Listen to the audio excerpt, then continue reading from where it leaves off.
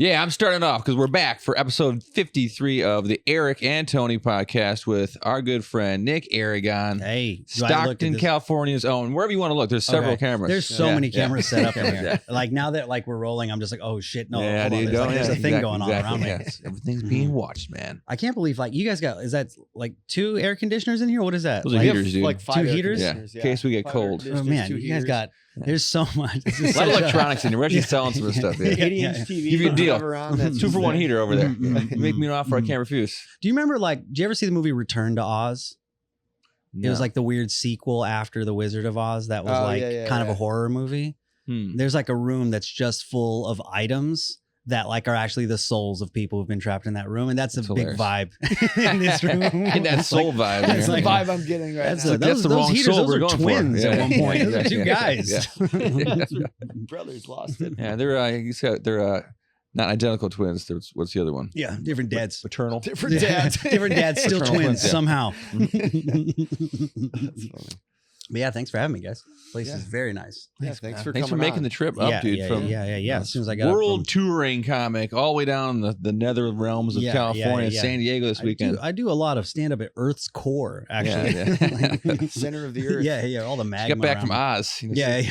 That's where I had that reference from. I was just there. It's a rough room. It reminds me of Oz, the dead souls. Yeah. You were saying before we started rolling, you were at Comic-Con. Yeah. I was some comedy shows on there and at Gas Lamp. So yeah. What was that all like?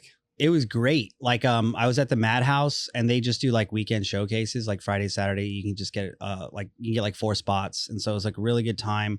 All the comics down there are super cool. They just have a very different experience of stand-up comedy in than LA comics, so it's just everyone's just hey, nice to meet you, it just it doesn't did feel you go on before Thor and Superman no at after the late show last night though, there was a guy dressed as the Joker in there, as Joaquin Phoenix Joker, and he was just hey, thought you were so funny, man. And I was like, oh, thanks, dude. You're terrifying. So you're a terrorist, right? You were. I saw you playing drums outside. I wouldn't want to see the Joaquin Phoenix Joker or the fucking who's the dead guy? Heath Ledger. Yeah, Heath Ledger Joker. Neither of those 2 Jokers I want coming to me in public at any point in time in character. You want the what was Caesar? Jack Nicholson, just a regular Jack Nicholson. I feel like he's a weirdo though too. He would be very scary because he was real quick to shoot. But people. no one's fucking dressed up like him and done any kind of mass shooting and stuff like that. Remember the that's true. The Dark Knight fucking, It'd be funny to theater shooting. I mean, it wouldn't be funny, but it would be funny if someone was a terrorist dressed up as the 70s Batman, the 60s, 70s Batman Joker, and he was just real silly about everything. I feel his gun has the bang that comes out of the front. Yeah. He kills absolutely no one. He can't get it over. Shooting flags at me? Yeah. He's throwing bombs that have it's the ball with the wick. Yeah. It's a really Looney Tunes bomb. Lick your fingertips. Yeah. I feel like if you go down there during Comic-Con, you're either you're crazy, it'd be hard to differentiate whether this person's a crazy person or if they're a super fan. You know what I mean? Because we have that kind of vibe around here. People are dressed up in character shit all the time because Hollywood Boulevard. Right. Oh, depending on what's going on, it's whatever attraction. It's oh, you're either a super fan or you're this is your career and you're nuts and or you're homeless and you fucking live on the street doing this shit. I was I think a good barometer is they have real bad, crazy homeless people down there too. So you see how afraid any of the cosplayers get of those guys. And he's oh no, you're a regular guy in there. You got scared of that lady who's just rolling around the gutter. Too authentic to be. Yeah. But some of those people at Comic-Con, it's impressive. The level they go with cosplay. Me and my buddy who another comic, Jake Solomon, we got in because he had a friend who had passes and then gifted them to us, but you're not allowed to do that. Yeah. So we just were other people. I think he was so you were also in character. Yeah. I was cosplaying. I'm an even bigger nerd. Yeah. This guy's friend. I was cosplaying as Namir Singh. Just he was I think my buddy Jake, he was Mindy Gonzalez or something like that. But anyways, they didn't really check though. But anyways, that's besides the point. The point is how do you verify that if you're dressed up as a fictional character? Yeah. They're not gonna have an ID and be it's from a comic. Man's you don't real name know. Is, exactly. Yeah, it's a new comic. It's just out. Come on, get with it. So you guys went inside though? Yeah, we went inside. We went in on Friday, and it was it wasn't a panel day, which I didn't know that this was a thing. I've never been to Comic-Con. I like that culture enough, but not I don't get it to that Yeah. degree, but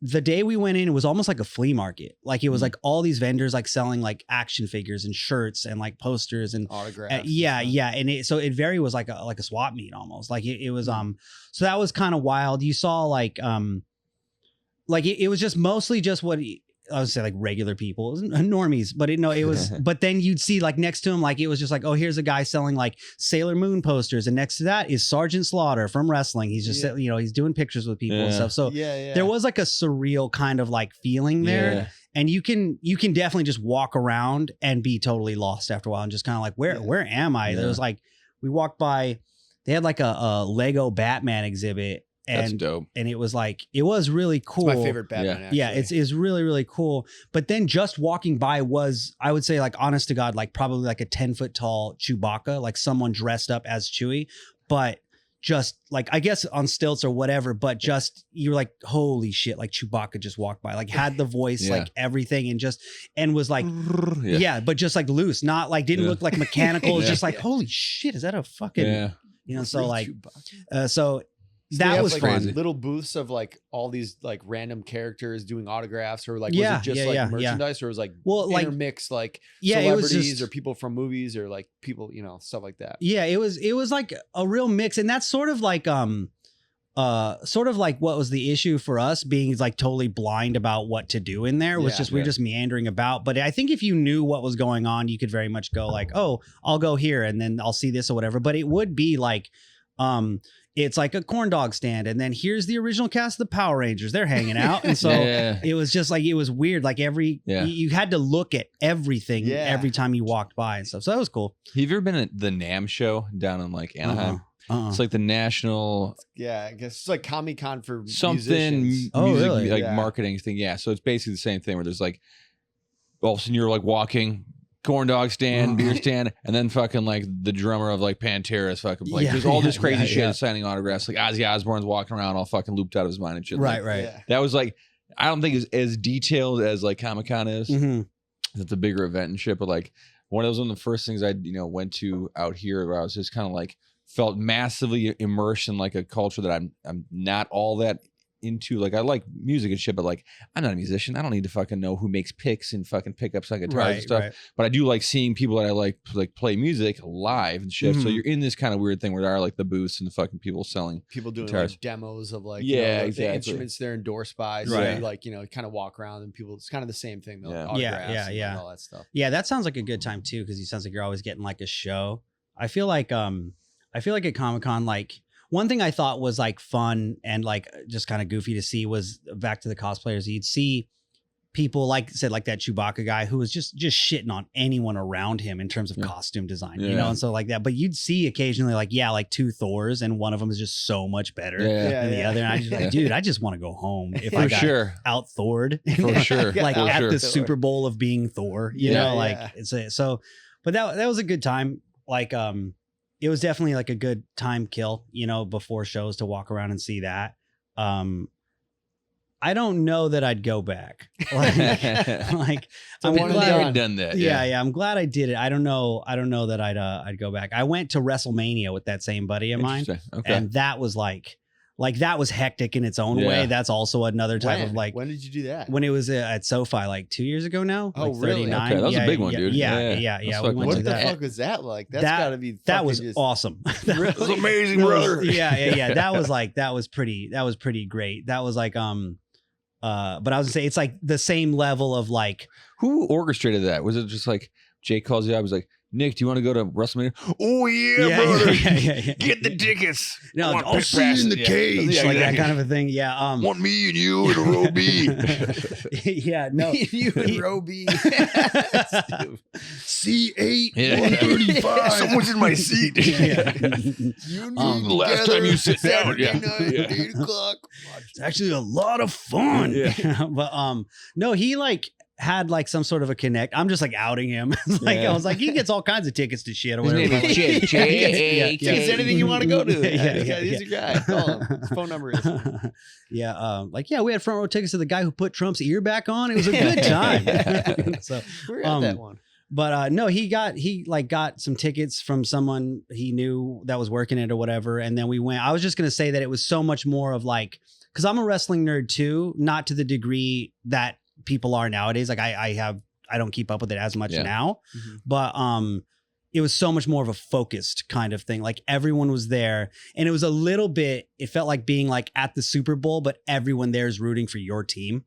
You know, so it was like, it was such a good vibe, you know? Yeah. Whereas I did feel like Comic-Con. I did feel like Comic-Con, there was like a level of exhaustion that everyone, it was a little bit of like walking around in the desert when I was there, you know, and just like, oh God, like real tired, like, oh, is that Rick from Rick and Morty? That's great. You know, just like salvaging these little awesome moments. Yeah. How close were you guys? Cause it like with that, it's, I would imagine it's like a concert. Like you kind of have to be kind of close to see like all the wrestling. Cause if you're, that SoFi Stadium's fucking giant. It's huge. It's so big. Insane. It's like the biggest thing I've ever been in. Like it's so big. It looks like we had pretty great seats. We weren't on the floor, but we were a little ways up, which I always think is like a good spot. Yeah. We were behind a turnbuckle, so that made it difficult at times, you know. But and in that seat, if they go out to the floor, you just see like little tops of heads or whatever. But it was still good enough. Like it was like this is free, this is great. I don't care, you know. But that SoFi is like crazy. I was saying that it felt like again, remember in Batman, in like the one where like with Bane, when he's in that prison, he like looks up. That's what it looks like when you're looking up. It's like, oh, I'm at the bottom of a pit. This is crazy. But it's excavated so nice. out to get in there. It's crazy. Yeah. I get like anxiety when I would look up and see all the people, like how high they were. I'm like, it felt like you're in like one of those like starships or something from like Star Wars. Like, just goes on and on and on, and you're like, Jesus fucking Christ. Rows and rows of peasants above you. Yeah. Just waiting, like, or you see like those like videos of like soccer stadiums where it like comes down or crashes because you're like, God, you die. Like you for sure die if you fell off that. Waiting for someone to fall, drink too much, and fall from like the 80th story. Yeah. I went to a concert last week. I went to Monster Jam. Oh, nice. Monster trucks. Yeah. So I've always wanted to do that too. Yeah. So my dad used to take me. Hey Eric, what day was that? Sunday. It's actually on. It was on Sunday. Yeah, it was. I fucking know. Yeah. My dad used to take us when we were kids, and it's like super white trash. It's super fun.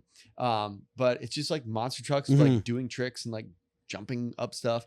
But we saw it at the Staples Center, which is like really small. I'd never been there before. And it's like a really, really tiny arena. So like they weren't able to do all this crazy stuff. Like when they do it at SoFi Stadium, they can like really like get some speed going and do like all this crazy stuff. Running over people. Just like they get away with a lot more. So they have like these like 12 or 15 rows that are covered that are like, you know, so it's like the death zone or whatever. So like if the trucks go into the crowd, like nobody's sitting there. And one of the trucks did like some goofy trick and fucking like went into that, and you just hear all the metal like mangling and all the chairs and shit. And the guy got like, I don't know if it was because his truck was fucked up, or they're like, all right, he just cost us like $60,000. He fucked up like front row seats for the next season of basketball. And it cost us fucking whatever to fix. But it was like such a good. I want to know how many times that didn't go that way, and there's people sitting there like, ooh, we guess you could probably go a couple rows back. And it's and then they're like, now we need, it's like 8 rows back, 10, 12. There has to be like video of people sitting in those seats. That's why they made that rule. Dude, like, we need to push the thing.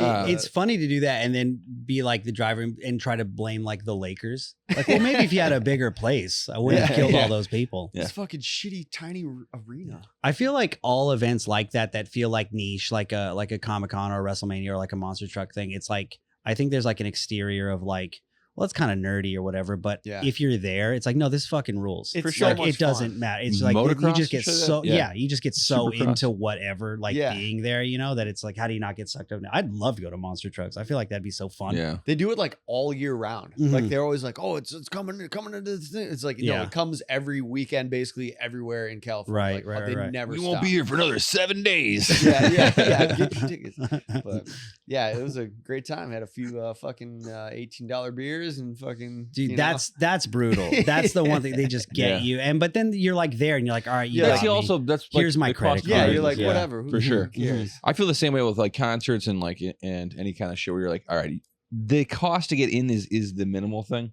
what you're spending there. Actually, Disneyland is probably the cheapest as far as like concessions and shit. Oh, go. really? You pay to get in someplace. It's like just a regular LA restaurant price, like $10 that's beers nice. and like a meal for under 20. But like, yeah, fucking, I went to Dodgers. We're playing the Brewers on the 5th of July, right? And that was a $20 fucking Modelo thing. It's just They like, do give you Jesus. those tall cans though. Those big cans. It comes in a helmet. They do. So. Yeah, exactly. Get my kid some ice cream in a helmet, and it's just he wore the ice cream and the fucking was trying to put the helmet on afterwards. I'm like, no, dude, no. Like you got all the textures in your hair. It's just a fucking mess, man. But it was great way to spend your life savings on. Yeah. But also, your kid's got such cool hair. Thanks. It's like get all that ice cream in the hair is probably no go. Getting anything, I mean, sand in his hair, like he loves getting shit in his hair, and like okay. I just recently like learned how to like really do it myself. Like I'm completely fucking putting gum up there, Yeah, exactly. Sand, Stuff for later, keys, Yeah, whatever exactly. it needs. Yeah. Put Daddy's wallet in your hair real quick. Yeah. all sorts of shit. This is good, real quick. Smuggle it in there for now. I remember at Mania the prices being like reasonable too. Like I think I got like a good sized burger. Yeah, like a restaurant sized burger, and like a tall boy, and it was like $30. And I was like, if this had fries, this would be a restaurant. You know what I mean? Sure. I was only Of course, missing that. like, So. yeah. I don't know. At some point in time, it used to be like, a $20 meal and a beer and shit. Now it's 30. But for the proximity we were at. That being said, though, when I go back home to like Stockton, my family's real big on Chili's, big Chili's family. Dude, Chili's the shit. Yeah. And so every time I go home, we usually end up there, and those prices they get lower and lower. Like Chili's is like I've been like on a Chili's thing for years because when I was like me and my they're getting lower and lower, more and more appetizers for $2 or whatever. The problem is this. What they'll never do any better with is the service. It is like the worst fucking. I feel like a lone man just waiting to get picked up on a dessert. So like, we got to give them something. It might not ever come to your table, but I put the order in. Like, dude, Yeah. I fucking like went to go to Chili's in Century City. That's the only one I know around here. And like when I was living with Ben Gonzalez, shout out to Ben for saving my life.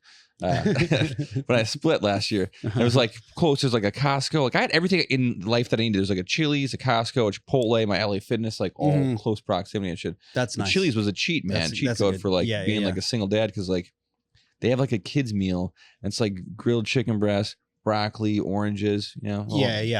Like it's a meal that meal that makes you a better dad too. It's like all these healthy options and stuff like that. And I got a fucking picture of us. Look what I'm doing. Exactly. And then my kid the loves all that D1 kid shit. right here. Yeah, exactly.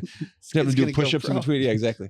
But he's like, but it was like, for us to eat there, we can draw, color, crayons, all that shit, but hang out and have a moment for like $30. I don't have to clean anything or anything. I just have to wait for them to come around and remember they're here and all that kind of shit. And like being someone that works in the service industry, I'm like, all right, I can do a little tightening up around here, but it's just it's fucking Chili's. I feel like Chili's wait staff is like they're like the soldiers on the wall from Game of Thrones, where like they're there because something bad happened. Exactly. And they're just kind of like, I'm just doing my service, just won't get through with this. Move on with more life. Chili's was never a real dream. Are the prices in Stockton like a lot cheaper? Like I feel like that with everything with Stockton. Like I do a bit on stage about that, about how it's just like I say, like I paid $40 for a haircut in LA, and then I went home to Stockton, and then I was like, how much is it? And the guy goes like 10, and I was like, all right, give me another one. Like it's just everything there is cheaper. Do it again. But yeah, I'm over the road. Yeah. I just feel like with Chili's though, like every time I go there with my mom, it's just like, well, they're doing a lunch special now where you get 7 courses for $20. I'm like, God damn, all right, cool. But it's still pretty good food. This is now a podcast for Chili's. Not a sponsor yet. Yeah. Come on, Chili's. We're waiting. Get the quesadilla explosion salad, and it tastes great on the way in, and it does explode on the way out. Thanks, Chili's. Yeah, those places are awesome though. I love those. Like somebody that we work with was saying like, is it like TGI Fridays or a Chili's? Now here's like, the thing though, all you can eat shrimp or all you can eat wings, and it was like $12.99. It depends though, because Dave and Buster's. I also frequent Dave and Buster's, being a dad, right? That if I'm trying to troll for some young tails. Yeah, right. Yeah. Friday night, put my Letterman jacket on and shit, that class 01. Class 01. I was there on Friday. No, I took my kid there like on Friday, and like they have the worst food. It's like they have like good happy hour specials and shit like that, but like the food itself is just like, it's like inedible. It's just like, it is literally microwavable food. I would imagine it's an arcade. Yeah. But I mean, like it's not like, I don't think Chili's is fucking like whipping up shit. It's not like, fucking chefs back there, like, but their plating their all the focus fucking. is like arcade, and then they're like, it's like a vending machine. All right, Basically, it's touche. like your option for like. I guess food. it's like going to a skating rink. Like, this place is just not. Yeah. I wouldn't go there for the cuisine. Yeah. 1 star. Yeah. yeah. The roller They're rink, like great. Yeah. assuming you're just coming from touching plastic buttons, you Yeah, know, and yeah, they're like, yeah. these people don't care about their own lives. However, Yeah. all their food is like handheld. You know what I mean? The germiest things Yeah. you could possibly Yeah. put your hands on, like just little kids. Just Would you like sneezing, these nachos coughing. to transfer the germs from the Yeah. the machines over? It was like, you remember like Chuck E. Cheese? Like, Absolutely. like Oh, I feel yeah. like absolutely, like they didn't care about, like looking back, it was like, Yeah. these pizzas, it's not pizza, just cardboard that they're giving us. Yeah. It's like, they don't care. These kids like whatever. yeah. It's like watching But all now, these, when is the last time you had Chuck E. Cheese pizza? probably gotta be at least 6 or 7 hours now. no, no, I don't know. Probably. When did I leave San Diego? Yeah. No, probably since I was like 10 or 11. Yeah, I mean, couldn't tell you what it tastes like. I I remember the pizza being fucking awesome, but I don't know if that's because the pizza was awesome or that I was just like. Fact, You're like, or I was awesome. Yeah. Or I was a great customer. I think that's what it was.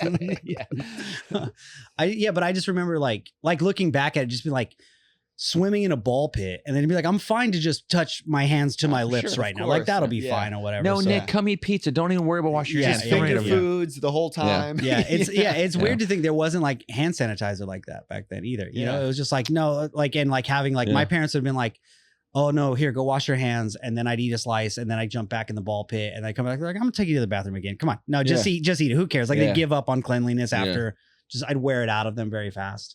So I mean, That sounds like you had really great parents. Yeah, I got yeah. lost at a Chuck E. Cheese and they put me at the cash register and asked people that were leaving if I was their kid. Is yours? Is this your kid? Is this your kid? I'm just like, no, it's not them. I'm pretty sure Yeah, it's yeah. not them. Just for like He's an too hour. fat and slow for us. yeah. Your Like, parents goddamn, seem I like found they my were figure. Yeah, exactly. conscientious of your germs. And Yeah. like, oh, you gotta wash your hands. They let Fat Eric just fucking run wild in there. It's cheese and balls. And He'll come back when he's hungry. Yeah. We know him. That We know his habits. He'll come back when he's hungry. I was a heavy. Look, I was a he heavy can't kid. survive out there without food. That's where that story goes. I was a heavier set kid. I feel like I'm sure like all kids did this, but I remember like being that young and like doing like call them suicides at the soda Oh, thing. for You know, sure. just like Yeah. everything, and it was just like looking Yeah. back, like how fast can I fast track myself to diabetes with Absolutely. this? You know, Yeah. it's absolute like sugar rush, but I feel like that's one of the things too is where it's like, well, that's the perfect place to do that because there's an obstacle course right behind me. Once I get all Yeah. jacked up, I'm gonna go and Yeah. hit this. You know, You got it's like a little kid combine. like American Ninja Warrior. Like yeah. fucking For kids. Getting into like supreme wrestling matches there and stuff. I feel like I've gotten my ass kicked by my cousins at like every Bay Area Chuck E. Cheese, like growing up. I think I'm pretty confident saying that. I've been tossed off the top of whatever structure. There's someone crying always at a Chuck E. Cheese. Mhm, Multiple kids. mhm. Dude, we had this like maze at our Chuck E. Cheese when we were kids. Yeah. It was probably about the height of this fucking coffee table, right? So maybe about that big. Mhm. And it was like green astroturfed all around, just wrapped in green astroturf, and like what smelled like gym socks, right? And it's Oh, just like sure, they pumped in gym sock smell, and then there was like strobe lights in there and shit that were like going on and off. And I think that's where my claustrophobia like developed because like at some point in time I got sandwiched in there and I was like stuck in a maze underground between like a kid in front of me and a kid trying to go the other direction. I'm like, we can't go that. We there's no passing. Yeah, We're all in yeah, one yeah. tunnel. Like we got to get out of this. Like it was fucking like Human Centipede before there was Human Centipede. Yeah, It was like a PG version and shit, man. You guys are like singing songs to keep up your hopes and stuff Yeah. to get out of there one day. And stuff, trying to Yeah. rally together. Send us some chewing tobacco. Like those fucking miners. chewing They're tobacco. like peering out the plexiglass, looking at me, still Yeah. sitting on the cashier, just like Yeah. Blowing in the window. Yeah. Do you guys did you guys have Discovery Zone? mhm. We never had the money for Discovery Zone. See, Yeah. I went a handful of times Yeah. when I was a kid to Discovery Zone, but I have this like vivid memory. There was like this thing where it was like, I don't want to call it like monkey bars, but it was just like these like rubber kind of like ropes that were like almost webbed above you Yeah. that you could climb up through them to get the top of whatever structure. Yeah. And I have this clear memory of watching a kid shove another kid from the top of it and he just fell back down through it. No. And he, just watching him like, no, and like disappear into darkness. And I'm like, it's looking back at this day, I'm like, I'm sure he was fine, but also he's dead, right? Yeah, like exactly. that was Yeah, yeah. that was like a Mortal They Kombat. closed that thing. next week, yeah. It was like that was it. He fatality'd him. I think there was like we had Discovery World, and then we had like what was it like Science World? Oh, We had Science World sounds Science fun. World. That feels like Science World feels like a place where like stuff like high pressured air gets shot at you randomly, you know? It had a bunch of like things you could interact with that like, you know, like science projects that were like, you know, under control and like, you know, you could play around with them and stuff. But the only thing I remember from there was the gift shop and they had astronaut ice cream. Oh yeah, for What sure. is astronaut ice cream? It's like dehydrated ice It's gross. cream. It's like a Like that it's almost toothpaste like stuff? No, it's like it's like cotton candy. It's like a really condensed cotton candy that like if you took cotton candy and made it shitty, that's astronaut ice cream. Yeah. It's super funny that they've not done much in the way of making food better for astronauts, it feels like. They're like I feel like that's been a Dude, standard. I was talking to this kid at work the other day, and I was like, "You ever have Tang?" He's like, "What's Tang?" And I thought it was like a Wu-Tang reference or like you know, all that. I'm like, "Tang, the drink that astronauts took to the moon." And he's like, "What?" And I had to like Google he was it like, and what show are him. astronauts? Like, He's like, yeah, exactly. Turns out he's a weird kid. What's the moon? It's like, all right, fuck, generation. There's a lot of that kind of shit, man. That's just kind of like, you know, was big around when we're 6 Degrees of Kevin Bacon. Okay. You've heard of this, right? Yeah. You've heard of this? Yeah. Okay. I was talking to this chick, walking from like weird little bar hopping thing. She's like 25, right? And I was like, yeah, it's kind of like, you know, that it's like a 6 Degrees of Kevin Bacon thing. And she goes, who's Kevin Bacon? I'm like, yeah. What? Like, do you ever hear of a 6 degrees? And she's like, of separation? She's like, no. And I was like, oh my God, there's so much to explain. I want to leave. I want to walk into traffic right now. Because this is like, just was a simple reference that is completely lost. But I'm trying to make her know who Kevin Bacon is. So I'm like Footloose? It's like, no. I'm like, Hollow Man? Like, no. And then I'm like, I had no more fucking like Kevin Bacon references because like I was so like Kevin Bacon. Yeah, exactly. Like bacon, Kevin Bacon. He's heard of eggs, right? Yeah, exactly. Start that. Maybe I'll take that route. Kevin Bacon and eggs. Yeah, exactly. Yeah. I feel like I always feel like I'm more often like reminded I'm getting older. You know, it's like I'm like, oh, I feel fine or whatever like that. Then something like that'll happen. I had a coworker a few years back,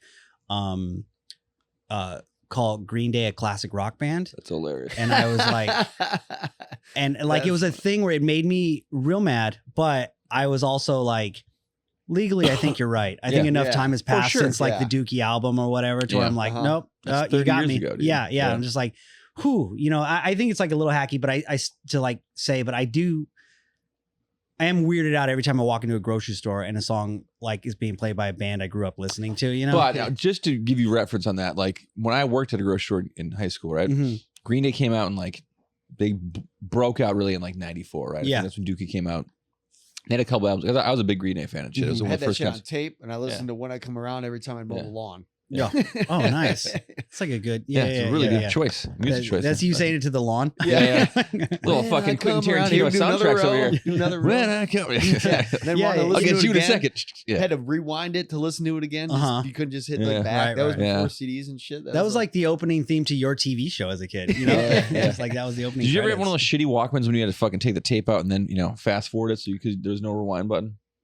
Like a Sanyo. Remember that? There's like Sony and Sanyo. That's like the Betamax. Hey, man.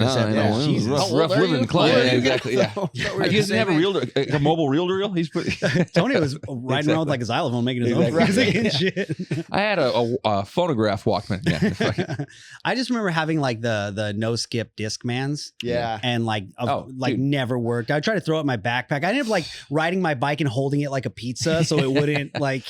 Dude, that was the biggest fucking bragging rights. Is like, yeah, I got 35 ESP. Oh yeah, I got 45 ESP on mine and shit. Yeah. My cousin had his like awesome like stereo in his room, and I remember like then he had his like Walkman or whatever that it was all hooked up to, and then on top of his desk was a pillow. On top of that was another pillow. On top of it was another thing to keep the anti-skip thing from skipping because it's just like this pyramid of fucking like cushioning to keep it from skipping. You don't get it, man. I'm trying to listen to the Deftones, all right? I don't want to skip. Driving in your car. Bass boosters. Yeah. That was the thing. Oh my God. Don't do it. Don't push the button. It's got a bass booster. Oh, I can hear it. Yes. Eric, we put the bass boost on, man. And fuck blow my speakers, dude. Fucking cool. God. Yeah. Home stereo system. I remember like aging myself a little bit. I remember rushing to record off the radio songs. Like, you know, like for sure. Like jamming a cassette in there or whatever, and it'd be like half Lauryn Hill, and then it'd turn into Smells Like Teen Spirit because I just didn't know where I was. You know, I taped like what's that? Born to Be Down. Like it's Local H. And there's like the fucking like DJ's like, all right, come on next. Like he was talking over the internet. I'm like, come on, man, you're ruining my fucking recording and shit. But like that's the only way I got a tape of it and shit. And they were like a now one hit you can't wonder. listen to that without hearing yeah, it. exactly, Now, like, exactly. It's like in there. There's a couple songs like that I have. Like I remember the guy saying that intro. There's like the I can see clearly now. With that my voice cracking and shit. But the guy like took you back, took you way back to that time when you were listening. I was going through puberty. This I recorded this shit. I remember my voice cracking. Well, so yeah. But the guy like doing the intro is like. He said something, he's like, you just got to clear the old glasses every once in a while. And he like put the song, I was like, oh. And then I can never not think about that DJ introing that song after like hearing that on my tape for years and shit. Right. But back to the grocery store in Green Day, they played that song "Time of Your Life" like right when it came out. It would made it to the Muzak fucking channel for that, and I was so mad. I'm like, fucking Green Day sold out, dude. Like fucking like I was like in ninth grade, all emo and mad. I'm like, fucking like playing on this, because they also play like NSYNC and like other fucking popular shit at the grocery store, and like they used to just be instrumental shit. Now like bands that were on the radio were in there, not just like so fucking. That's when I stopped listening to Green Day. Yeah, I feel like grocery stores got me into Smashing Pumpkins. Like I feel like I thought they were fine. Then I go into grocery stores and they'd be playing Smashing Pumpkins. Like it'd be like the Fleetwood Mac cover or whatever. I was like, maybe I'll check these guys out. Who is this? Switch to Cadillac, yeah. But like now my kid, like that Green Day song came on like a random fucking like algorithm and shit. When I was driving, my son's like, I like this song. And I was like, I changed it. Like, no, Dad, go back. I'm like, you like this song? I fucking hate this song. This is like when I hated Green Day. And he loves it because they play it in like his fucking classroom. Like it's now a song they'll play when kids are doing arts and crafts. They'll just kind of play like a fucking cheesy, Green Day song. Yeah, it is weird though that like people who grew up listening to like that kind of stuff earnestly now are in control of those little domains, you know? And they'd be like, no, this is good music or whatever, then it finds its way to you and you're like suspicious. You're like, who the fuck told you about this? Exactly. Yeah. I worked in a record store for like maybe like 9 months, like right when I first started stand-up, I think, or like maybe right before. Certainly didn't quit to start stand-up. But I remember like that being because it was like when Tower Records was already going away. Yeah. And then like I worked at a Rasputin Records in NorCal, and it was like that was just like used used whatever, like VHS, DVDs, CDs, and then it's a small selection of like newer stuff. Yeah. And it was such like that was like probably still to this day my favorite job I've ever had, because it really was just like hanging out and talking about movies and music all day, 8 hours a day or whatever. And obviously not sustainable as a business. I can see why that went away. Yeah. But also think about this though. So like you had, when shit would be released on Fridays, right? You're like, oh, this new album's dropping. So you'd have like the anticipation for it. You guys would get like maybe the stuff early so you could stock the shelves. So you had like, I think even there was still a little bit of that left when like Blockbuster was still around. Yeah, I was gonna say that whole culture of like getting something physical and then like being able to open up the album cover, or like seeing a like getting the movie when it comes out, or like we go to Blockbuster, be like it's coming next week, and then you have to get there fast because else they're all gonna be taken. Like that is like our generation is like the last to like experience that, I feel, and like there's a whole generation that doesn't get to is easier as it is now to do that. It was still fun to do that, even though it was kind of like a pain in the ass. Like, oh shit, they don't have it. And then like you'd be leaving and be like, hey, guess what? Somebody just returned the movie that you wanted to get. And like, fuck yeah, It's just like all those weird little things. You remember like asking the guy behind the counter if like, hey, is there one though that you just haven't checked back out? That like, I remember getting like really desperate. Dude, I remember hanging out there, especially when like video games too. You'd be like, you hear someone drop something in the bin. It's like, go get what it was. And like, you sure that's not Mega Man? You sure it's not it? Maybe. Is that a WWE No Mercy? Or, like I remember being like crazy about that kind of thing. I feel like now, like I look back at that kind of stuff with like a great nostalgia, but I'm sure it was incredibly frustrating. Like every week being like so pissed off that whatever, like Adam's Family wasn't there or whatever, Exactly. But that's how I found like Boondock Saints. I forget what the fuck movie I was going to go see or go try to rent, and it wasn't there. And I was just like, that caught my eye. I was like, this movie looks fucking dope. And then like it became, it was already like, it just became a cult classic and shit. But like that was one of those things where had the movie I wanted to see there, I might not have seen it and shit, but I don't know, man. I bought Boondock Saints on DVD from a Food for Less the grocery store. Yeah. Like it was just they Yeah. had like a super small selection of DVDs, and I thought the same thing. I was like, "Oh, it's a box cover. This looks really cool. It's Yeah. two guys with guns. All right, Yeah. I'll check it." And I like loved it. I thought Yeah. it was such a good movie, and I showed it to my parents. I was like, "You guys got to watch this movie." They watched it, and they're like, "The movie sucked." Those are like my two memories I associate with Hilarious, Boondock yeah. Saints: buying a movie at the grocery store, Yeah. and then being told that movie sucked, and then be like, "It was from the grocery store." Yeah. That's not what they specialize in over Yeah. there. Did you ever watch the documentary behind that movie? It's called Overnight, and it's like the guy that wrote it was this Bostonian dude. He was like a door guy at some like club over here in like WeHo, right? And he was just really? like, yeah, and like he was fishing around the script forever. Like he started to get some traction and stuff. He had, like, it was going to be a huge budget movie, but the dude just fucking like talked his way down from like a fucking like $200 million budget to like 20 grand or some shit, like super fucking low budget. He's like, just give me a job and you can take the script. I don't care. Dude, it was I'm just getting desperate. it's like no, because he was just like a super arrogant guy. Like he was on the phone with fucking like it's not the Weinsteins, it's some other fucking like brother producer couple and shit. And he's just like Ethan Hawke couldn't fucking act his way out of a wet paper bag. He ain't acting my fucking movie. Just fucking like just getting doors closed and shit. And it's just like, and at the end, like fucking like this is what they were left with and shit. And that's why like halfway through the movie, like the dude stopped, like they just dropped their accent.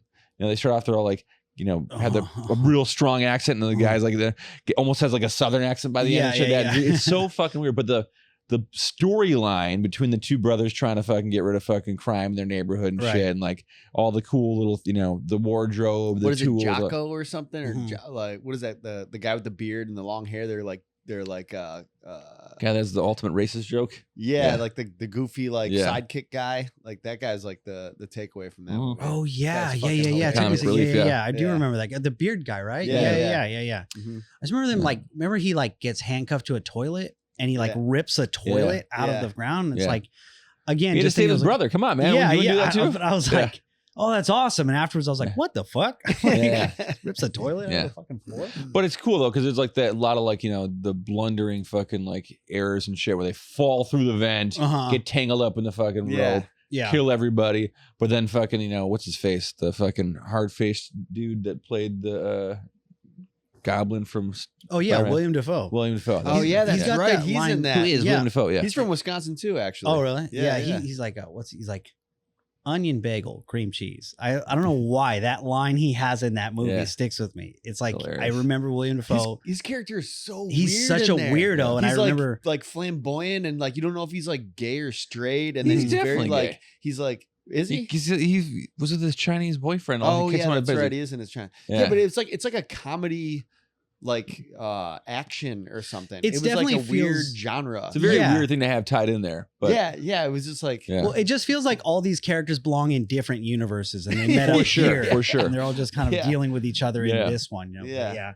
But I also think William Dafoe is kind of that guy everywhere he goes. Yeah, he's kind of like that actor. He's like kind of a weirdo. He's like we need someone weird. Yeah, like a welcome Get weirdo. Dafoe. Call up Bill. like a Walton Goggins almost now. You know, like just like this guy's kind of weird, but he's pretty awesome though. Yeah.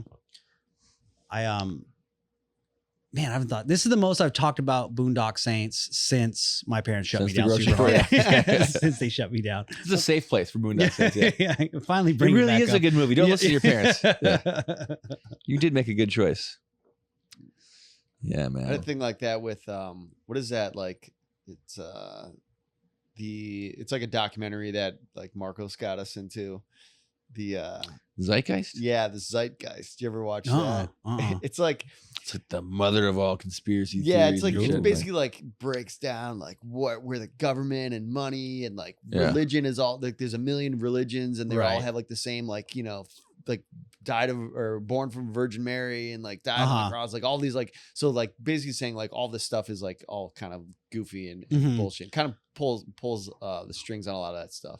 And I remember being like watching it. This was like maybe a year or two after we moved out here, and I remember going home and like oh, I gotta show my parents this is crazy, like this is insane. Yeah. And like had all my family in the living room. Your presentation. Yeah. And I'm like, let's all watch this. And we're like sitting around. There's like a fire in the background, you know. We're like it's like winter, so we're all like, they couldn't go outside. They had all their attention. And they're just like thinking they're gonna be like, whoa, this is insane. This is nuts. And they're all just like, are you okay? Yeah. Like, is everything okay? Like, what happened to you? Like, you're fucking crazy now. I was like, all right, okay. That didn't go over as I thought. I feel like all documentaries scare me. Yeah. Like, it doesn't matter what they're about. I get so afraid of watching. Like, it could just be about like ice cream or whatever. And I'm always like, oh, the other shoe's going to drop though. Yeah. There's a lot of murder. How many in people this. died? I know. Exactly. Like, it's just like, How many people died making this pint? It's all just like, I can't do it. If there's like a narrator and he's telling me something that's like real, I get bummed out. I can't watch like Animal Planet. I always get mad that they won't intervene. Oh, dude, for sure. So mad. For sure. Like, it's just like, it's like, oh, well, the baby elephant got separated from its herd. Hope those dangerous predators don't get it. Yeah. We'll follow with cameras. Yeah, exactly. We remind you, these are the last of these elephants. It's like, well, fucking, in these circumstances, surely you can help this tragedy one. if the world didn't have these elephants. Yeah. We'll watch them die. The ecosystem of a whole country will be most of our budget's revolving around these elephants. So this is the last episode. It's just like, come on, dude. Yeah. I can't watch any like documentaries, anything like that. I can't do true crime. I can't do any of that stuff. It just, Dude, I wish just I get couldn't so do true crime. I watch way bummed. too much true crime, dude. So back to the fucking supercross motocross shit. I watched this true crime. I'll tell you so you don't have to watch it. Yeah. But it was like I think it's called like Homicide Los Angeles on Netflix. It just came out and shit. But it's on Mickey Thompson. You know. Oh, I just watched that. You watched that too? Fuck yeah! Okay. I was like, oh, Mickey Thompson's dead. If you're not a big car guy, Mickey Thompson. Exactly. For real. I thought the same thing too. Mickey Thompson. That's how I go. Was like, I want people to not know for a long time.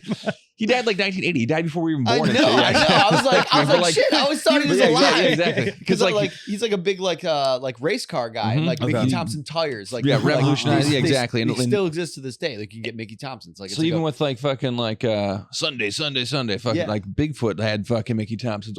Mickey Thompson was the guy that made tires for sports cars and shit. He also held like a land speed records for like I don't know how many like years. He like 400 some miles an hour, like on the salt flat. So he's like, huge legend, right? Oh, man, I hope I meet this guy one day. Yeah. Get yourself. I wanted to too. I thought I could. Yeah. This guy's dead shit. Yeah, fucking murder. But that was the crazy thing though, because like, so he actually was the one that kind of started doing the indoor arena racing and shit like that, which then evolved into fucking monster truck rallies and shit. But like this guy that was like, you know, wanted to go into business. He was really big into like, you know, 2-wheel vehicles, like fucking like supercross and motor, what would become that. So they're like, we'll link up. I'll lend you my name so we can sell out fucking Anaheim Stadium and shit. Right. We'll do this together. We'll franchise and shit. And then Anaheim Stadium calls up fucking Mickey Thompson. They're like, yo, this guy, Mike Goodwin that you're working with, he's a real piece of shit. He didn't pay his fucking rent last time and shit. So they have this bad blood and stuff. And they ended up fucking like, you know, breaking the contract and not working together. And the dude fucking murdered him. Like just straight up fucking like killed Mickey Thompson, man. Like had like a vendetta against him because he like broke his contract and like was like basically was like a shiesty guy. And he was like, oh, this guy's not gonna get one over me. Because he had basically Mickey Thompson was like the king. Who's already fine world. as it is. He was doing the guy a favor to help him work with him. Yeah. But after he like, you know, closed the door on him, the guy was like fucking like, you know, he's like, you know, like he said something cryptic and shit. And they no, I think he said it like I'm gonna kill that motherfucker. I don't think it was that cryptic. Tony was like, I got a weird feeling about that. Rewind that. What did he say? Listen close. About that. Yeah, exactly. Sure he's gonna kill him. Yeah, the story's he means like kill on stage, right? He hired like 2 guys to kill Mickey Thompson, and then they. But in the way which he did it too, he fucking him and his wife. No, he did it on purpose though. He fucking wanted him to kill the wife in front of Mickey Thompson. So they like purposely like, no, you kill him first, kill the wife first, so he sees it, and then kill him and shit. Just real so that was part of the fucking like, you know, the prosecutors like. I don't think he ever caught those guys. Never did. No. Yeah. So. Wherever you are. But the guy that like, you know, he basically orchestrated the hit, right? When he's like being questioned and shit, like they go to his office and he fucking hides behind the lawyers and stuff like that. And he's all like, can you talk? Do like pantomiming, like with the guy, like basically being a dick, like, like does the lip seal, like lock shit, like real fucking dick. And then flees the country on a yacht that he bought with fraudulent money. So like as a non-guilty person would do with his wife. And then like when he finally came back, him and his chick, like years later. Yeah. Like he didn't get convicted till like 37 years later. Yeah, it's fucking crazy. How'd they catch him when he came back? What, like, and they just were waiting for him? Like, what happened? They had like testimonial from a girl that saw the like put the him in the neighborhood, staking out the fucking like where they went in for the, because it was a gated community and shit. And then because he also was on record like, I'd never been in Mickey Thompson's neighborhood and shit that. And it's like, this bitch saw you there in your car with this guy that was also witnessed in the hit. You said to her you were gonna murder his ex-wife was like, they bugged her phone, and then just to get her talking about it again, like the LAPD calls like, hey, I just want to ask you some questions about your ex-husband and the involvement in killing Mickey Thompson. So she starts fucking like calling her people and like, they're on to him, and like, just that's how they fucking build their case and shit. But one of their biggest things was like the guy was trying to like, as a good attorney does, they're like try to paint the case where it's like, no one wanted this guy dead. He's like literally like a lovable guy. Like he's a big fucking pillar in the racing community. He had no enemies except for you. And then even moreover, like no one wanted to have him killed in front of his wife except for you. And then you're quoted saying that. They kind of just fucking like they eventually got him and shit. But yeah, man. It'd be wild to be like the hitman who had that very specific set of orders. You know, just like you're like, oh gosh, God damn it, hold on. You actually, can you come in here? I gotta kill you first. It's a thing. It's not. Hey, it's not what I want, but good money. So I gotta kill you in front of him so he sees. The creepiest thing I thought in that whole documentary is that they found orange peels. There was an orange tree in his yard, and they went there on bicycles to get in this gated community, and we're just kind of hiding out by like in front of his house. There's this orange tree, and they're fucking eating oranges, just kind of passing time, waiting for. They knew like the times that he would leave to go to his job or go to like his Mickey Thompson headquarters, whatever. So they're waiting there and just like eating oranges. And they had the orange peels on the ground that the murder scene. I was like, oh, that's so crazy. Like you could eat during that. Yeah, that's insane. That's even more. That's where your head gotta kill you. Yeah, I'm kind of hungry. I'm low on vitamin C. Yeah, really go for an orange right now. Yeah. Every time I'm here, I think of oranges. So I'm just scarf down a couple. The last few times I was staking this place out, look at those oranges. I feel like I have a bad stomach, so I was just like, ooh, I start getting stomach aches out there eating too many oranges. They go right through you. They go right through you. No, I didn't kill him again. Sorry. I got sick. I'm sorry. Goddamn orange tree. Just can't resist. The defense got very good to set exactly. Yeah, the defense system's got set up, man. Delicious oranges, and I get sick. Saw an avocado tree in the backyard. I don't know. Yeah, I'm a big movie guy, but I can't do documentaries. Like I said, I always feel like, I don't know. They make dirty. Me, they just make me feel like so uncomfortable. Like I just get real tense watching. I watched too many of them, man. I just grew up with that shit though. It's like, it's funny because it's gone like this weird full circle where like as a kid, any good mom would make your kids watch Dateline 2020, right? Oh, so sure, in the 80s. sure. So I watched all that shit, and then you're always like, oh, okay, well, like you are always in the victim scenario when you watch that kind of shit, and then like at some point in time, as you grow into the age of the murderer, when you're like a mid to late 30s male, I'm like white male, I'm like, okay, that's like, there's that part. And then now I feel like I'm back on the victim side again. I'm like, okay, I could be murdered again. Actually, that wouldn't be a bad thing to get murdered and be one of these things. Then it's your own show. You got a half an hour at least. Do you think that like your fear of documentaries comes from like coming from a generation that had unsolved mysteries? That's what, as soon as you said that, I was like, it clicked. I was like, my mom used to make me watch unsolved mysteries all the time. The most terrifying show ever. It's always on at night, and like you just watch the scariest theme song of all time. And the worst things, just abduction after abduction. This little kid that was like the same age as me was like, he was just walking with his mom. Loved his family. Loved his family just like you do. Yeah, looked just like you. No. I remember, and was it named Robert? What's his name? I was gonna say Robert Kraft. That's the owner of the Patriots. Robert fucking. Oh God, there's someone gonna listen to this and be like shouting the name at the. What is it? What is Robert it, Stack. Robert Stack. Yeah. But I remember even then. There was some episodes where it'd be like the scariest thing ever, and then you'd think it was ending, and then he'd pop back and go update. And then like, you'd be like, oh, and then it would be like, he killed 3 more people. Yeah. He's still out there. Like, he's even closer to your neighborhood. Yeah, exactly. Still unsolved. I was scared enough before you did that. More unsolved than ever. Yeah. The craziest unsolved mysteries was there's this dude who goes like, it's a father in Arizona, right? He's a businessman, right? We're out in his mid-30s and shit. Goes missing for 3 days, comes home. He's got like a gag in his mouth, a handcuff on one fucking hand, and like a plastic one on his leg, right? he can't fucking talk. He's right into the shit. He said he's got some poison in his throat, and his wife just kind of is down, and she's like, dictating what he's writing down, right? Mm-hmm.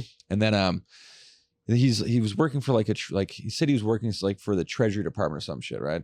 So there's like all this weird like aspect of his life his wife is now privy to that she didn't know. He's living kind of a dual identity, working for the government, right? It's a weird open, like to come back home to your wife with a gag and handcuff. For sure, like, exactly. I work for the Treasury Department. Exactly. I don't know if I've By ever the way, mentioned that to if I you. swallow this, I'm gonna die. He was like, fucking sick for a couple of days. Now he's more paranoid than he's ever been, and like he's the one that drops the kids off to school and back and shit. And then like maybe like 2 months later, he goes missing again, but this time he doesn't come back. And then the wife gets a call from some lady that identifies herself as Green Eyes and starts talking about like Bible verses and all this kind of crazy shit. They find the guy's body in like a fucking desert, and he like shot himself with his left hand, but he's right-handed, but there's no blood splatter on his hand. Jeez. So they're like, was he wearing a glove? Like, it was like, what happened to the gloves? He fucking ripped the glove off and he died. It blew away in the wind.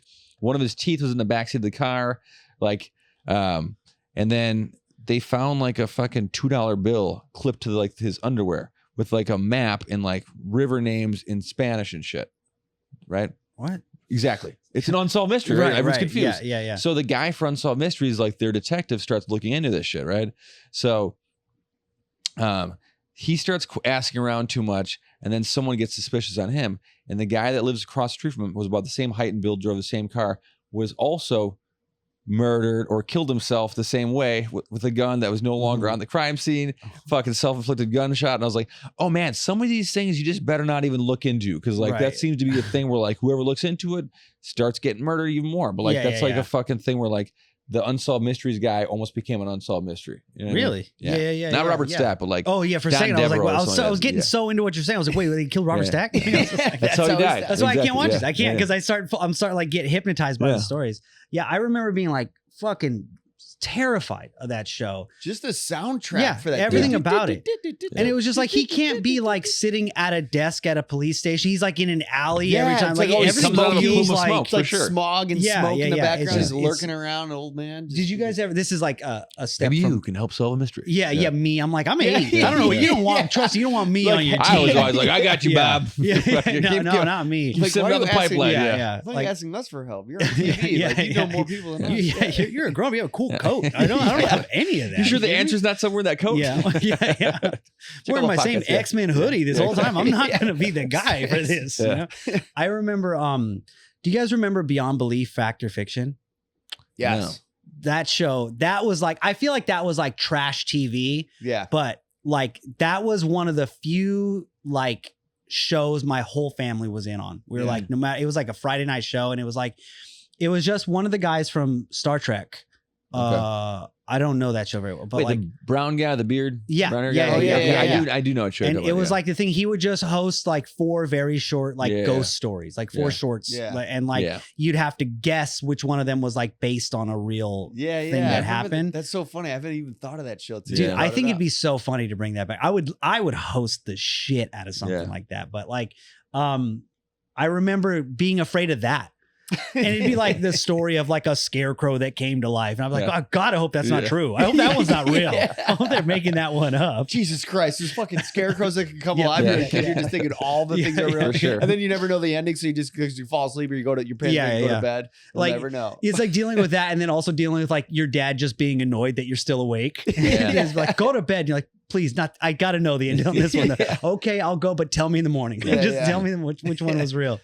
They had like the Ripley's Believe It or Not. That was like a thing. That Dean was a Cain. show. Yeah, Dean Cain did that one. It was kind of similar to that, where it was like, you know, just show you crazy facts about stuff. Yeah. That one was stuff's not fun. as suspenseful. Yeah. That stuff I remember thinking was fun because it was like a little more, but it was the same thing. It was like he was like in a smoky room. Yeah. You know, and he was like walking by like globes and like spinning them or whatever. And just like, smells like mildew in there. That's right, he was. He was doing something weird. He'd like pick anything but the chair in the room to sit on. Just sitting on weird desks and the weird angles and stuff. So funny. But I was all in on that show as a kid. I think that was feeding more into like just like weird imagination stuff though. Where it's like, but when it was like actual, and like I love horror movies. Like I'm way in on horror movies. But like, but when it comes to like true crime documentary, like that stuff, I don't know. And it's weird because like the horror movies I like will be based on those events. Yeah, yeah. You know, it's like it's just more heightened drama around a very that's such a weird like and it's weird. And I feel like there's some level of hypocrisy like I'll in there. never watch a documentary on Ed Gein, but let me watch fucking Like I'll watch Psycho for sure. exactly. Like I love the Texas Chainsaw Massacre, and that's like loosely based on like Ed Gein or whatever. But I'm just like, Ed Gein, that's a bummer. No thanks. Was this guy in a dress with a weird skin mask? That's fine. Yeah. Sign me up. How many sequels does this have? Yeah. So I don't know. Do you get scared by those movies like at all, or are you like dude, Nick doesn't get scared, bro. What the fuck are you talking about? Yeah. I don't get scared. Scared gets like, him. No, Scared got a bad case of Nick. Here we go. Do those movies ever have the same effect as like watching a documentary about like? No, not even close. Not even close. So like I'll get scared, of course, of like a scary movie. If there's like a good scene or a tense scene or whatever, like it will like stick with me or whatever. But I revert into a little kid if I'm watching like true crime or scary documentary stuff where I'm like, oh, like I'm like covering my face, like I can't watch it or whatever, and I get mad afterwards. I'm like, this is a fucked up world, you know? Like I get all shitty about it, you know? Whereas it's like I think because I can like separate a movie in my head. It's and like funny because I actually my takeaway from like a true crime thing is I'm like, oof. Gotta watch over those people. Like that's like always my type of thing. But like this in the same vein too. When I watch a horror movie, there'll be parts where it's like too graphic. I'm like, do you need to show this? Like, yeah. No, especially like the fucking Saw movies and that kind of stuff where like they're hella gruesome. Where I'm like, all right, man, I don't need to see this kind of shit. Like, I'm not in on the Saw movies that much. I'll watch them just because I like horror or whatever. But it's like a one timer for me for each of those. You know, for sure. A buddy of mine, I went and watched Saw with him, the most recent one, and he passed out in the theater because he's weird with blood. Like if he has to get blood drawn at the doctor's, he's like, oh, I got a burp. He'll pass out. So he passed out in Saw, and I was like, you got to tell them. Like, tell them. They'll like that. You know, that's such a good compliment for them. That's like the gold star. Like you just we have people fucking passing out in this fucking movie. It's so crazy. I remember like looking over at him at that moment. Just clutching his pearls. Yeah, no, but no, he was just like frozen. But I thought it was so dumb, like that. Like, it was so over the top. I was like, "Come on," you know. And like, you just kept eating your popcorn. And I like look over, and he's like, he's like seizing up on me and stuff. And I was like, "Oh, should we? Oh, should we go? We're gonna go." And so like, I'm dragging a body out of the theater while it's going on. But this movie's got some good pointers. Yeah. I'm like watching them drag a body. I'm like, how are you doing under the armpits? Huh? All right, take it under the armpits, not by the ankles. Not by the ankles. Too much head damage. All right, here we go. I can't just stuff him through the aisle like I was gonna do. I always thought those like Paranormal Activity movies were those really are scary. Good. Those are super scary. Exorcist was always like my number one like scariest movie. I think because I watched it as a child, which I shouldn't have. Yeah, and that was just terrifying. Yeah, I think that's like. I think for horror, you got to start as a young kid though. Like I think you got, because that's the hardest it's ever going to get you. For you sure, know? That's true. So you got to start then. I think, but those Paranormal Activity movies and like, or movies like The Shining. Yeah. Like there's movies like that don't really utilize jump scares as much as they like will let. Like The Shining is like one where it's like, they'll let you look at a character who's looking at something scary for like 3 seconds before you ever know what they're even looking at. Right. Yeah. And so there's like there's weird things that happen that I think that it's like mental manipulation. Yeah. Like you're it's letting like your own brain like create the story. Yeah, just kind of giving you a guide. Like it's a little bit like when you're like you do comedy, but then there's a really good comic that gets you where you like, I didn't know where he was going, that he got me. You know, it's like a little bit like being like a horror fan, I think is like a lot of times you can pick where the jump scares are going to happen. Even you don't have to be like a huge fan, but you can kind of tell. It's like, oh, walking around, turn that corner. It's like, but it's like once in a while you'll get a movie. Like I remember one of the Paranormal Activities, it was like, they had it on a camera on an oscillating fan.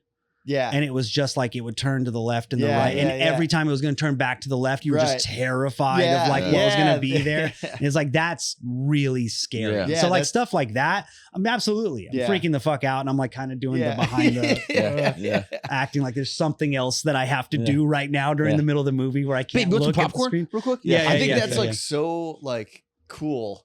that movies like that, and like horror movies specifically, can make like your emotions like you like they got you. They got you hook, line, and sinker. They're like, we're just fucking pulling strings. Right, All these fucking people right now, like millions of people that are watching this, we're just making you feel a certain way and be scared and have these emotions and shit. I think that's incredible. It's funny to think there's like a crew of people doing that, you know, like that. There's like a guy who's bringing snacks, you know, but this was their whole plan was just to fuck my shit up when I'm watching. And then fucking just like, all right, do the thing. Yeah, well, this will scare the shit out of my there's a guy that's gonna be freaking the fuck out. Yeah, this later on. They were real upset. His buddy's about gonna this. pass out. Yeah. So, but but like I said, in on horror, I can watch whatever horror. Like I said, and I'm not like bulletproof about it, but it's like I can watch whatever horror movie. Then it'll be any documentary about like an ice cream or whatever, and like the rise of it or whatever. How bad is McDonald's really? And I'm just like, oh, I can't do it. Like, That's hilarious. I fucking freak out about it. Yeah, you just kind of like I think you might have the ignorance is bliss thing, where it's just like, sure. The more, I watched some documentary on plastic and shit, and just like, oh, it just got me plastic mad. Is just got me crazy. mad. I'm just like, plastic is crazy, dude. Plastic will fuck your day up, dude. Plastic will fuck you up. Yeah, I feel like things like plastic and sugar, like those are two things in the world that just destroy you, and you don't know it. We just keep ramming it in every way we can. It's like, well, make a thinner plastic that's airborne, microplastics. Yeah, exactly. Like, I'm dumbass worried about bullets and knives. It's like plastic and sugar is what's gonna fuck me up in the long run. Fuck us up and the planet up, man.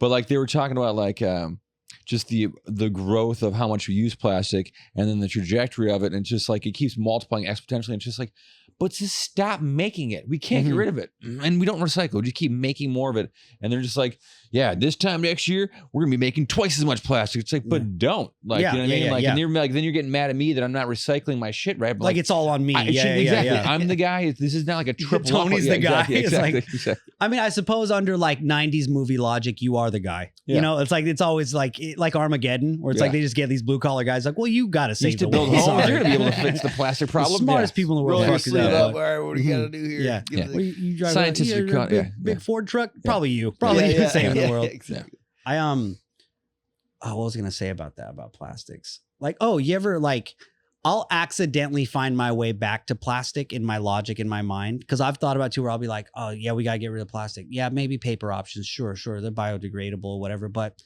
then you need a bunch of them. That's a lot of pollution in the factories to make more stuff or whatever. Maybe if it lasted a little longer, what if we could make something that lasted forever?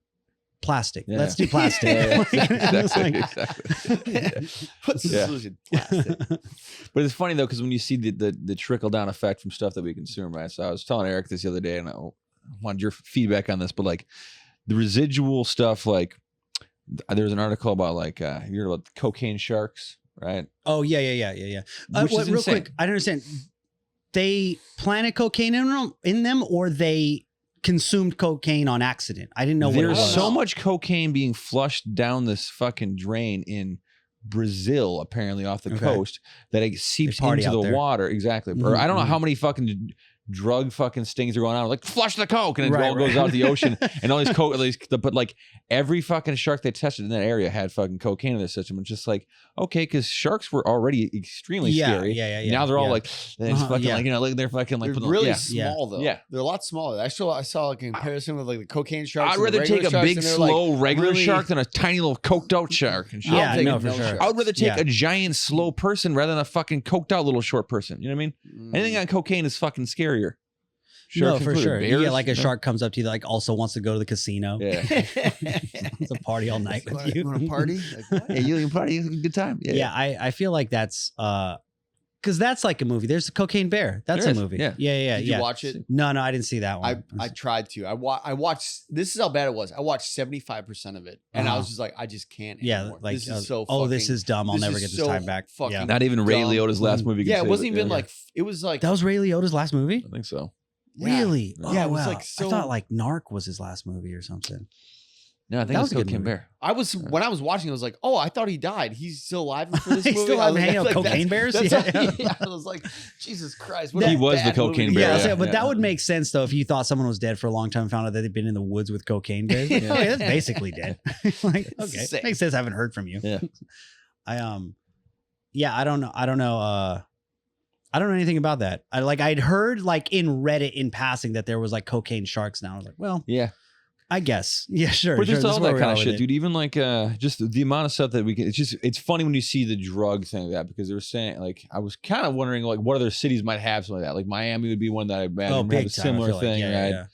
Yeah. But like even years ago when we first got into lifting weights, dude, right? I was taking supplements. Tell me about it, bro. Yeah. Tell me, you can tell. brother. Yeah. I don't even ask. You want to ask for it. I'll bring it up for you. I've been saying it with my eyes. Exactly. I want to ask you. How do you get those biceps, bro?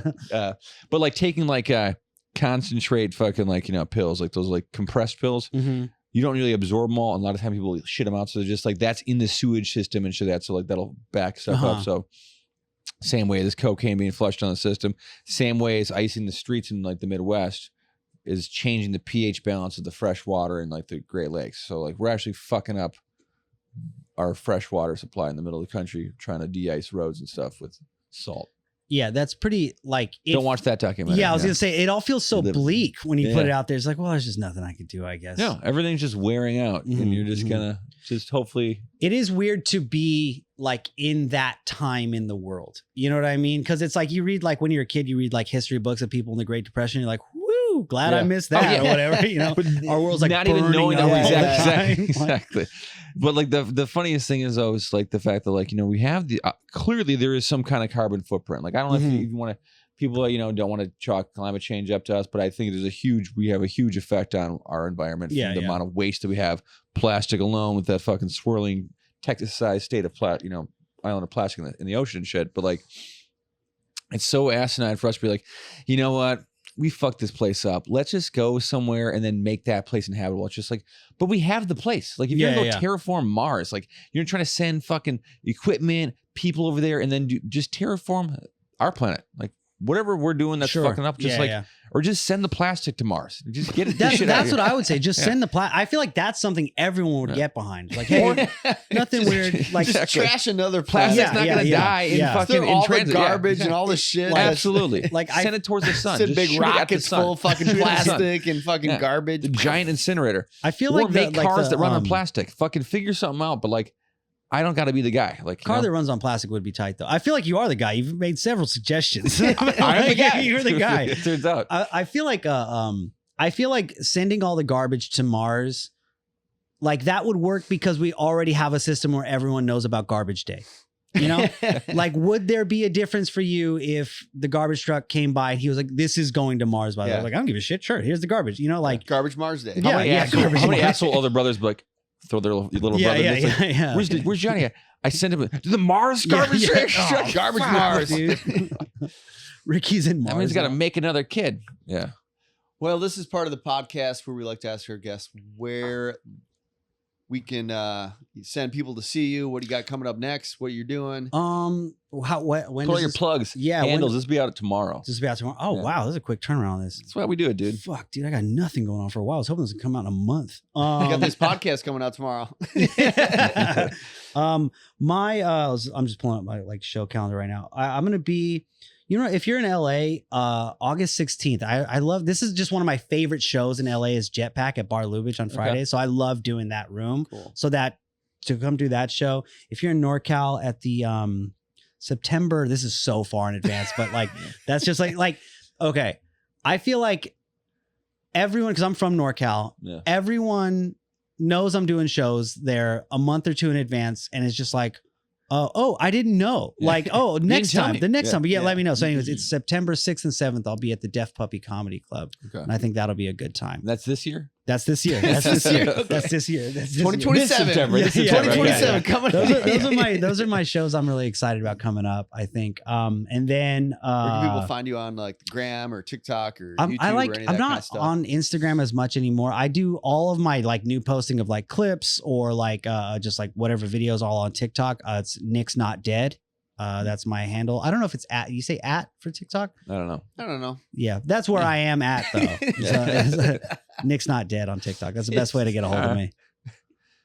Cool. This has been great, guys. This is a ton of fun. Hey, man, thanks for doing it. Tony, tell these people that have you can find me where you can find you right now at Tony Klein Comedian on Instagram. I don't even know what my fucking TikTok. I actually have a TikTok now.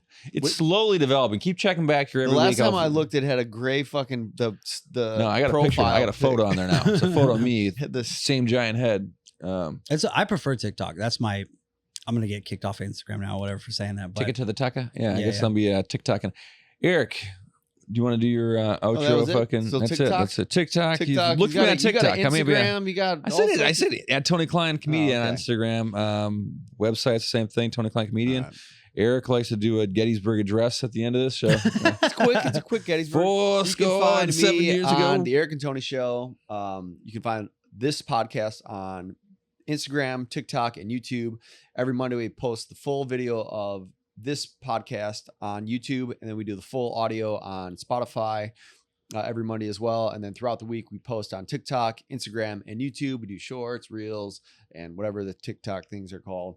Every single day we do 6-second shorts, so you can kind of get a cliff note of our guest and this podcast, kind of understand what we're talking about, and kind of catch up with us. You can also go to the ericandtonyshow.com, purchase a beer stein or a t-shirt or something to help support this podcast. These things are cool. We need the help.